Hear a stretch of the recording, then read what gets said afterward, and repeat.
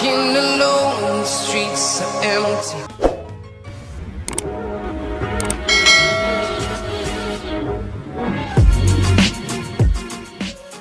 Welcome mga master! Welcome to Clyde TV. Ngayon ay tuturuan ko kayo kung paano mag-transition gamit ang mga pintuan ng inyong mga bahay. Tuturuan ko kayo kung paano tumakas sa bahay nyo. Alright, so the first thing we did is I added here a black background as the main media. So I will attach a footage of a video on top of it. Okay, so mamimili tayo ng video. This is what I made a while ago, and then we will make it in full screen. So ang gagawin natin is papantay lang natin yan. Okay, dapat pantay ha, hindi yung nanlalamang ka. Yan, usog natin, usog. Pantay ka.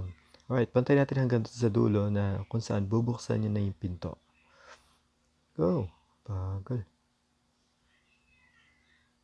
Tinan mo to, walang pakasama oh. Joke lang. Alright, so hindi natin siya papantay sa dulo. Ang gagawin natin is mag-iwan tayo ng space kung saan natin bubuksan yung pinto, and then doon natin idudugtong yung ating preferred location. So what I did is I made a chroma here. So you see that green color?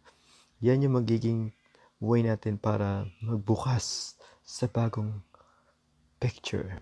And later on, I'll show you on how I did it manually. Okay guys, kahit ano pwede nyo ilagay dyan. You can use your imagination. Gusto nyo pumunta sa school, sa office, huwag lang sa puso ng hindi kayo mahal. Okay. Tama ako doon na. Tama na. Okay, so narito ngayon tayo sa part where we're going to use the chroma key para i-remove yung background after we open the door. So we'll use the default color green because mas madaling tanggalin yung green eh. So all we need to do is to select this line. It's a zigzag line. Okay, and then try to mask yung background upon opening yung door manually. So medyo matrabaho siya because you need to do it every time you pause and play the video. So upon opening, and may nakita kayong white or background on the other side of the door, try to mask it with color green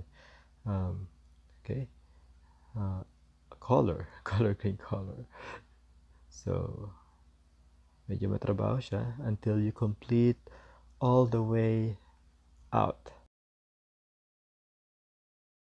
At syempre, pagkatapos nun, kailangan nyo i-save yung file kasi later on, we will attach it doon sa main video natin. So, this is already the part where we added yung ginawa natin video na may chroma key. So all we need to do is to click on the video and click on the chroma key again, and then click on that person, and which we need to adjust the color to color green kasi yun yung ating i-remove. And whatever you put on its background, it will remove the green and replace it with the video or picture you wanted to place on it. So that's it. Now let's watch the video, and don't forget to subscribe.